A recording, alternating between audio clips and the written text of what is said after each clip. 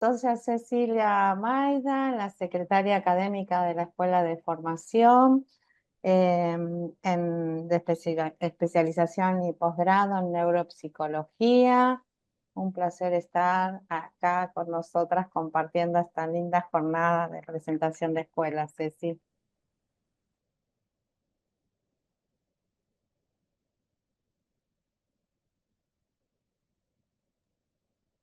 No te escuchamos, Ceci. No sé si soy yo o A ver, no se ¿ahí me escucha, escuchás? ¿verdad? ¿Ahí me No, no se escuchás? escucha. Ahora Ahora sí, sí, ahí sí. ahora sí, ahora Perfecto, sí. bien. Yo las escucho Ahí perfecto, no y sé si tú, les José, interesa. sí. Sí, sí nos No, interesa no, por escucharte. favor.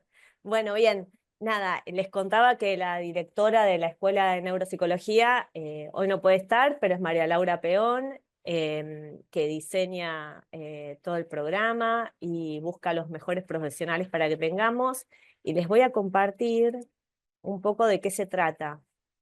Un poco no, todo. A ver, ahí va. eh,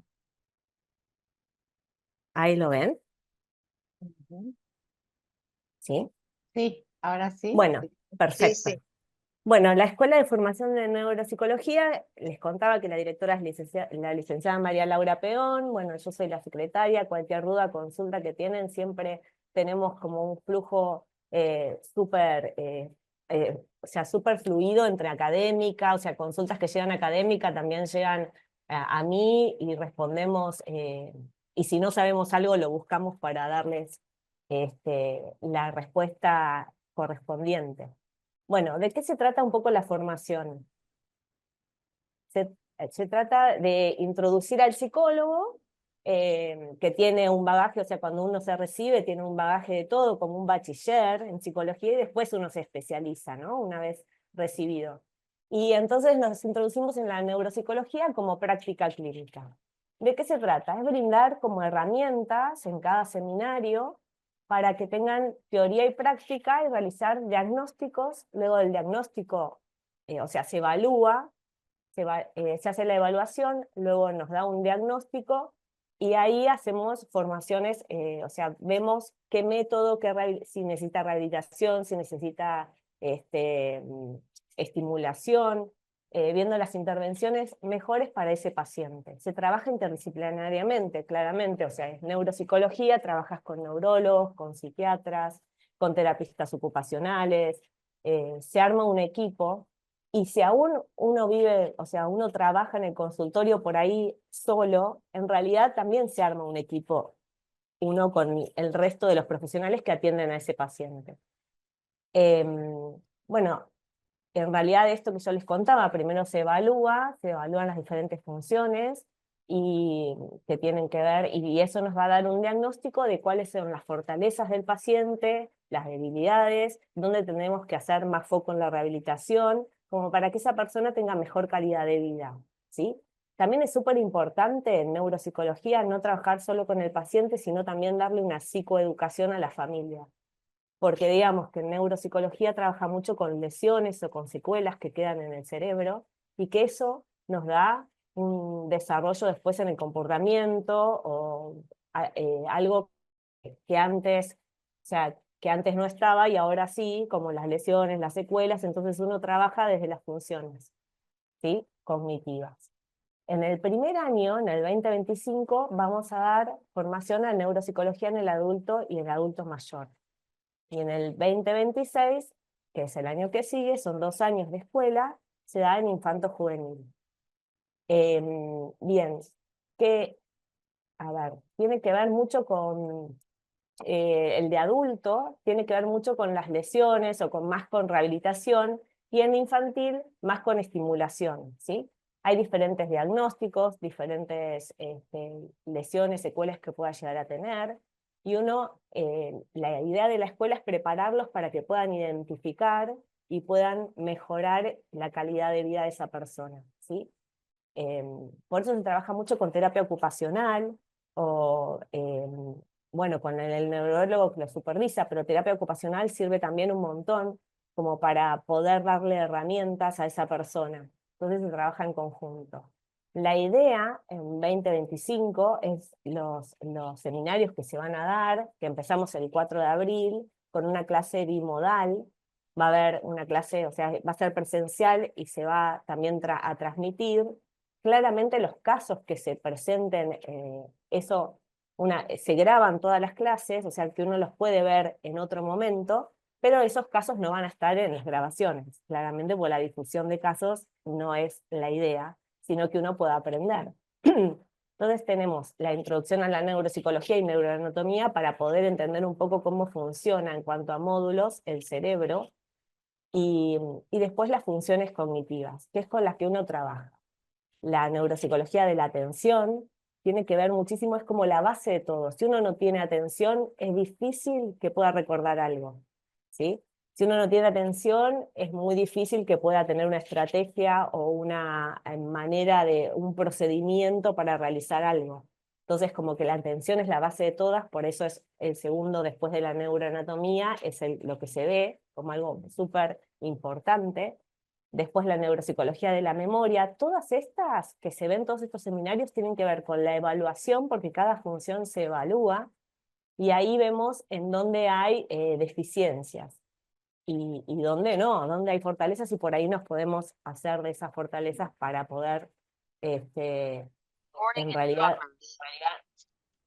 para poder trabajar con la rehabilitación. En realidad se descubrió la neuroplasticidad del cerebro, que trabajando desde actividades y conductas y terapia cognitiva conductual, se ve que hay una mejora. Es todo muy científico y en realidad en neuropsicología se ve a través de estudios. Uno puede empezar el tratamiento con un paciente con estudios de tomografía o también con resonancia, y ver después del tratamiento, hacer nuevamente esos estudios y ver que hay una mejoría, que hay mejores redes de conexión, o que en realidad el cerebro lo que hace es compensar o sustituir, ¿sí? Y lo vemos en la práctica misma. Bueno, las funciones ejecutivas, que son súper importantes en cuanto a la resolución, a la planificación, las funciones ejecutivas, el lenguaje. Hay veces que nos llegan pacientes con afasia, que trabajamos con fonoaudiólogas también. La cognición social, que tiene que ver mucho con el trastorno de espectro autista, a veces con los vínculos, o en realidad cómo eso lo llevas a la vida social, ¿no? Lo cual es súper importante, y creo que todos lo hemos visto en la pandemia, cómo era necesario, o a veces después de la pandemia, cómo nos costaba estar mucho tiempo en grupo, o cosas así que tuvieron repercusión, ¿no?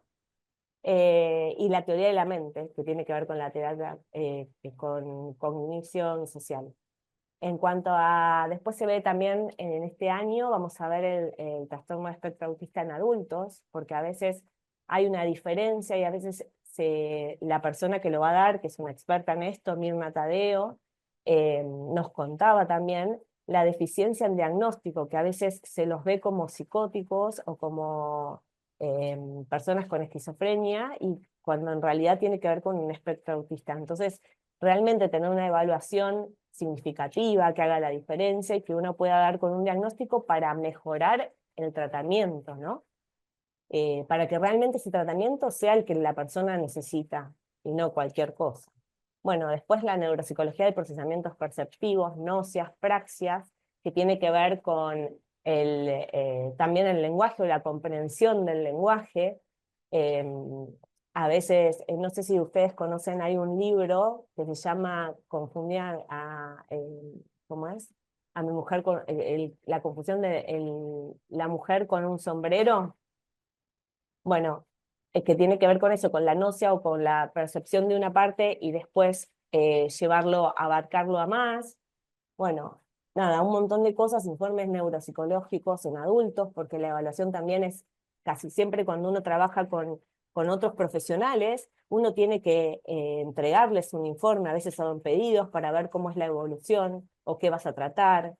bueno, la evaluación psiquiátrica en el ámbito de la neuropsicología y la evaluación de la discapacidad intelectual. A veces se ve y se profundiza el tema de los niños, pero ese niño que tiene que tiene una discapacidad, ese niño en algún momento será adulto.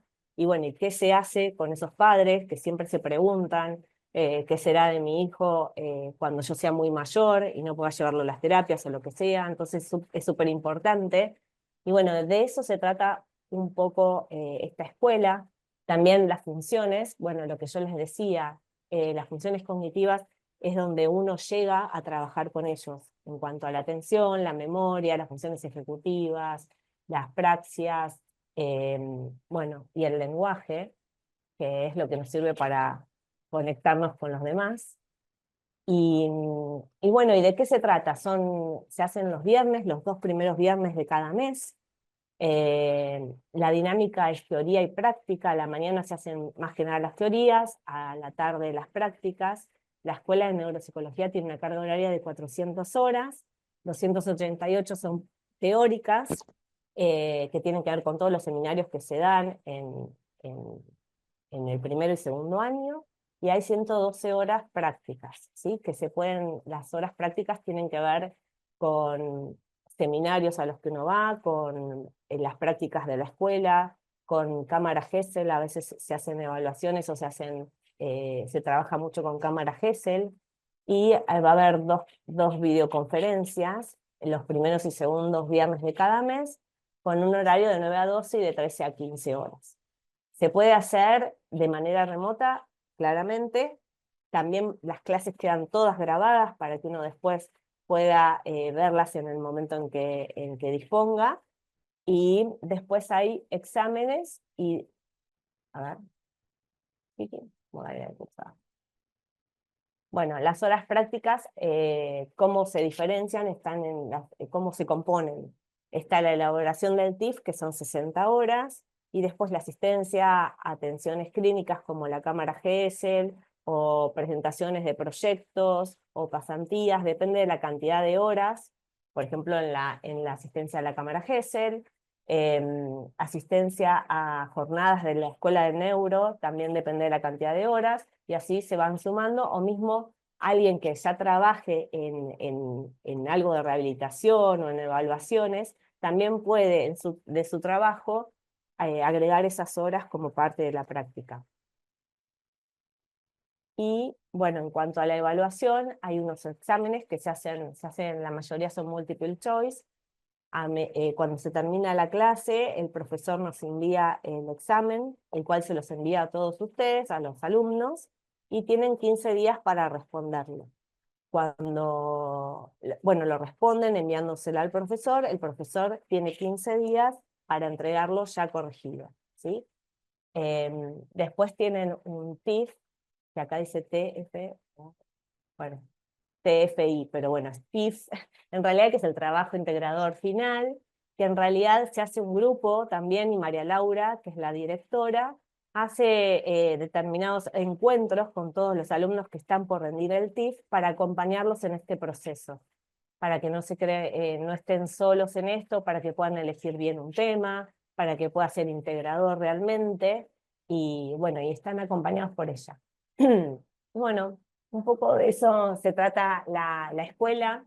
Eh, Estos son los mails por si necesitan alguna consulta, de María Laura Peón y el mío, ¿sí? No sé si quieren que me explayen algo más. Todos los profesionales son muy apasionados en lo suyo, están dispuestos a que les consulten, a estar presentes, y bueno, y eso.